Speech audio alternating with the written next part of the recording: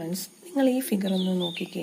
ഇതിനകത്ത് resistance R1, R2, R3 ഇതെങ്ങനെയാണ് connect ചെയ്തിരിക്കുന്നത്? R1ൻ്റെ ഒരു പോയിന്റ് R2ൻ്റെ മറ്റേ പോയിന്റുമായിട്ടും R2ൻ്റെ ഒരു പോയിന്റ് R3യുടെ അടുത്ത പോയിന്റ് നെക്സ്റ്റ് പോയിന്റുമായിട്ടാണ് കണക്ട് ചെയ്തിരിക്കുന്നത്. അതായത് 1/1 ആയിട്ടാണ് കണക്ട് ചെയ്തിരിക്കുന്നത്. അതിൻ്റെ മീനിങ് എന്നാന്ന് വെച്ചാൽ ഈ റെസിസ്റ്റൻസ് സീരീസ് ആയിട്ടാണ് കണക്ട് ചെയ്തിരിക്കുന്നത്. അതായത് ഈ റെസിസ്റ്റൻസ് എങ്ങനെയാണ് കണക്ട് ചെയ്തിരിക്കുന്നത്? സീരീസ്. അപ്പം നമ്മൾ ഇന്ന് പഠിക്കാൻ പോകുന്നത് റെസിസ്റ്റൻസ് ഇൻ സീരീസ് എന്ന ടോപ്പിക്കാണ്. അപ്പോൾ റെസിസ്റ്റൻസ് ഇൻ സീരീസിൽ കണക്ട് ചെയ്യുമ്പോൾ നമുക്കിതിനകത്ത് ബാറ്ററി ഉണ്ട്. അപ്പോൾ കറണ്ട് പാസ് ചെയ്യുമ്പോൾ പ്ലസ്സിൽ നിന്ന് മൈനസിലോട്ടല്ലേ കറണ്ട് പോകുന്നത്. പ്ലസ്സും മൈനസും എന്തുവാ?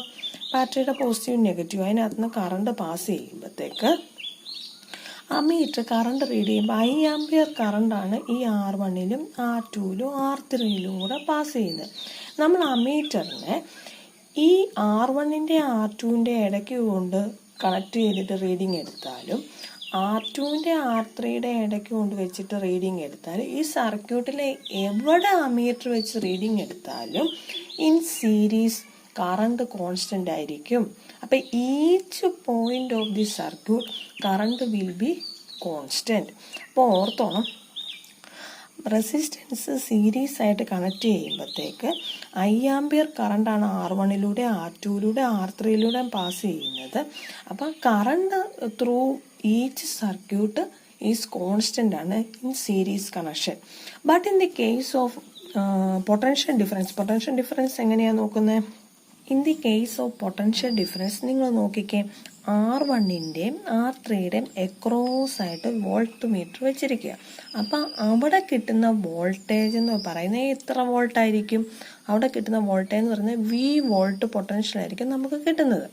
ആ V വോൾട്ട് പൊട്ടൻഷ്യലും നമ്മൾ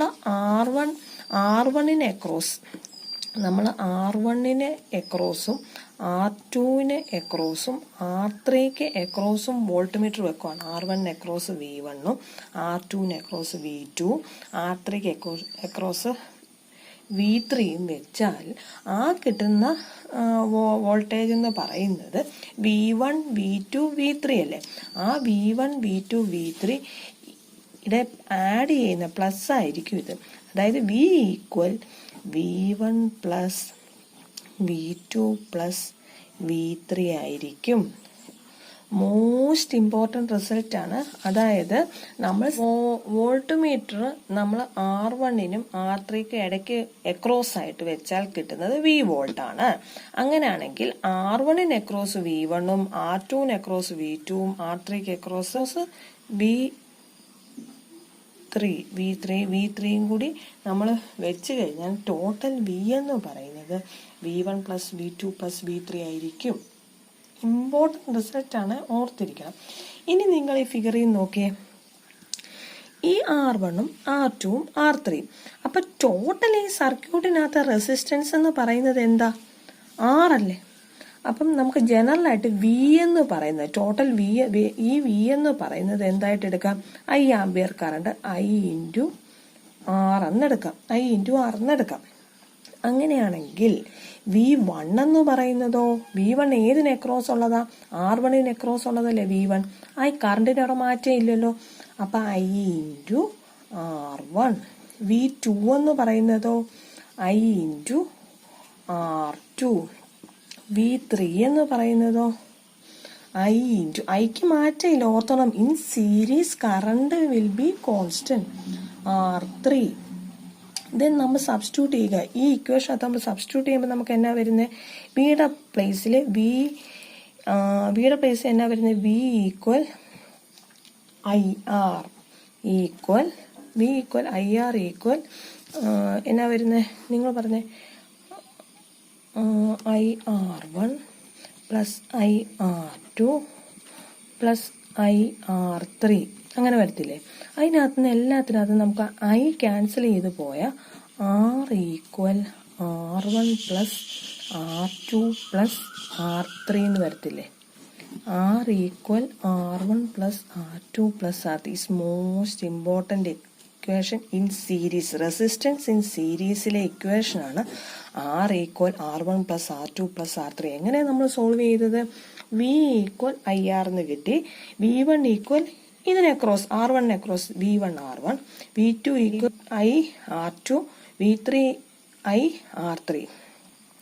V1 എന്നാ V1 equal IR1, V2 equal IR2, V3 equal IR3. ഈ ഇക്വേഷൻ അതൊക്കെ നമ്മൾ സബ്സ്റ്റിറ്റ്യൂട്ട് ചെയ്യുമ്പോഴത്തേക്ക് IR equal IR1 plus IR2 plus IR3, R equal R1 plus R2 plus R3.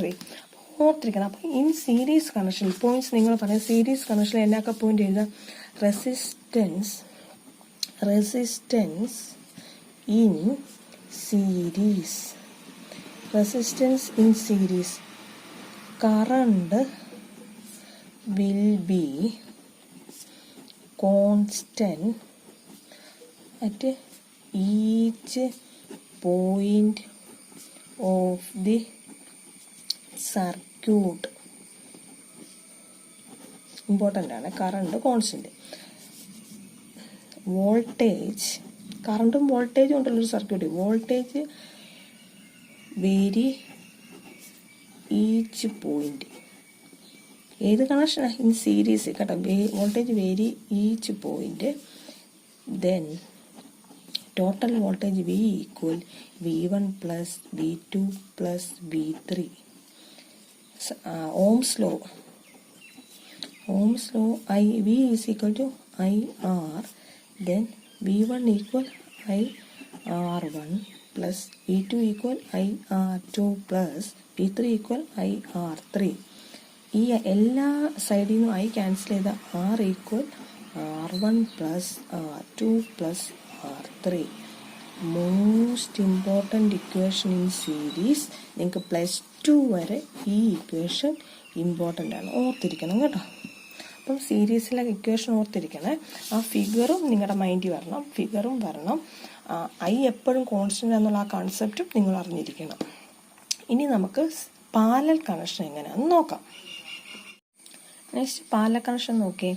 R1, R2, R3 3 resistance. ആ 3 റെസിസ്റ്റൻസിൻ്റെയും ഓരോ പോയിന്റും കൂടെ കൂട്ടി X എന്നെടുത്തു. നെക്സ്റ്റ് 3 പോയിന്റും കൂടെ കൂട്ടി Y എന്നും എടുത്തു. അപ്പം നമ്മളെപ്പോഴും പൊട്ടൻഷ്യൽ കണ്ടുപിടിക്കുന്നത് 2 പോയിന്റ്സിന് അക്രോസാണ്. നമ്മൾ പഠിച്ചിട്ടുണ്ട്. 2 പോയിന്റ്സിന് അക്രോസ് പൊട്ടൻഷ്യൽ പറയുമ്പോഴത്തേക്ക് ഈ പോയിന്റ് തൊട്ട് ഈ പോയിന്റ് വരെയുള്ള നമുക്ക് കിട്ടുന്ന പൊട്ടൻഷ്യൽ എന്ന് പറയുന്നത്, നമുക്കിവിടെ വോൾട്ട്മീറ്റർ ഫിറ്റ് ചെയ്യുമ്പോൾ കിട്ടുന്ന പൊട്ടൻഷ്യൽ എന്ന് പറയുന്നത് സെയിം ആയിരിക്കും ത്രൂ R1, R2, R3. ഈ R1ലും R2ലും R3ലും ഉള്ള potential in parallel connection same ആയിരിക്കും. But in the case of current ഇവിടെ വന്നിട്ട് സ്പ്ലിറ്റ് ആവുക 3ആയിട്ട്. അപ്പം കറണ്ട് I1, I2, I3 എന്നും പറഞ്ഞ് കറണ്ട് സ്പ്ലിറ്റ് ആവുക. അപ്പം ടോട്ടൽ കറണ്ട് I എന്ന് പറയുന്നത് I1 plus I2 plus I3 ആയിരിക്കും. അങ്ങനെ current I1 plus I2 plus I3 ആണെങ്കിൽ നമുക്ക് ഓംസ് ലോയിൽ V is equal to IR എന്ന് പഠിച്ചിട്ടുണ്ടല്ലോ. ഓംസ് ലോയിൽ V is equal to IR എന്ന് പഠിച്ചിട്ടുണ്ട്. അതിനകത്ത് I is equal to V/R എന്നുള്ള ഇക്വേഷൻ നമുക്കറിയാലോ. അതിങ്ങോട്ട് സബ്സ്റ്റിറ്റ്യൂട്ട് ചെയ്യുമ്പം I എന്നാ വരും? I equal V/R. ദെൻ I1ന് അക്രോസ് ഉള്ള വോൾട്ടേജ് ഇത് എന്നാ വരും? കറണ്ട് എന്നാ വരും? V സെയിം അല്ലേ. അപ്പം I1 എന്ന് പറഞ്ഞാൽ എന്നാ? V/R1. I2 എന്ന് പറഞ്ഞാലോ? R2 നമുക്കറിയാം. അപ്പം വോൾട്ടേജ് സെയിമാണ്. അപ്പം V/R2. ദെൻ I3യോ? V/R3. ഇതിനകത്തു നിന്നെല്ലാം V ക്യാൻസൽ ആയി പോകത്തില്ല, എല്ലാത്തിനകത്തും V ഇല്ലേ. Then 1/R is equal to 1/R1 plus 1/R2 plus 1/R3 ആയിരിക്കും. അതായത് total current R is equal to parallel കണക്ഷനിൽ R equal R1, R2, R3 by R1 plus R2 plus R3 ആയിരിക്കും. അപ്പോൾ ഓർത്തിരിക്കണം പാരലൽ കണക്ഷൻ്റെ ഇക്വേഷൻ വന്ന രീതികളെല്ലാം. അപ്പം നിങ്ങൾ overall resistance in parallel connection decreases, but in the case of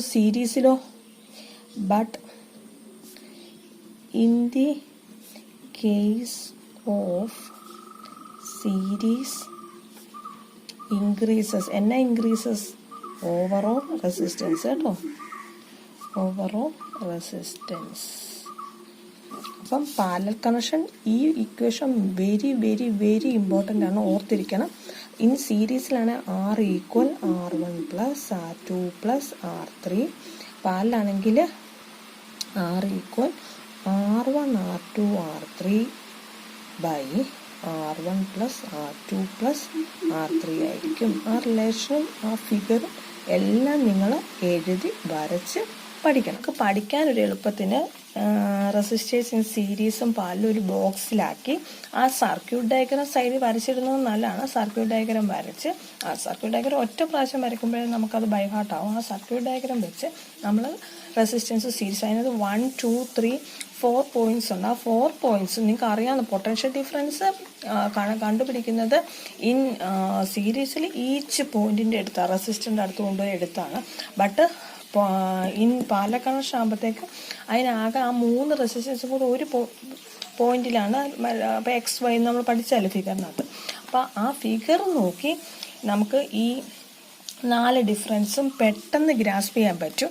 നിങ്ങൾ ഒറ്റ പ്രാവശ്യം ഇതൊന്ന് ആ ഫിഗർ മനസ്സിലിരുന്ന് ഒരു കൺഫ്യൂഷനും ഇല്ലാതെ ആ ഇക്വേഷൻസ് ഒക്കെ നമുക്ക് ചെയ്തു വരാവുന്നതേ ഉള്ളൂ.